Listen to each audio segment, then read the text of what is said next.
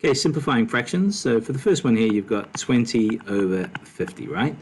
Look for the easy wins. You're looking, this is where your times tables can come in handy and your understanding of number to get to the simplest form of the fraction. So we could halve this. Yep, you could halve this and because they're both even, right? And there'd be 10 25ths. But the easiest win here is to divide by 10 because you can see there's a 0 here and a 0 here. And if you just divide by 10, both zeros disappear and you're ending up with 2 over 5. This one here, 27 over 36. Okay, so obviously this 27 is a clear giveaway because we can divide it by 9, divide it by 9. Okay, so that becomes 3/4. This one here, it's 8/10, right? 8/10, they're both even, so at the very least you can start by dividing by 2, so that gets you to 4/5, and that's about as far as it can go.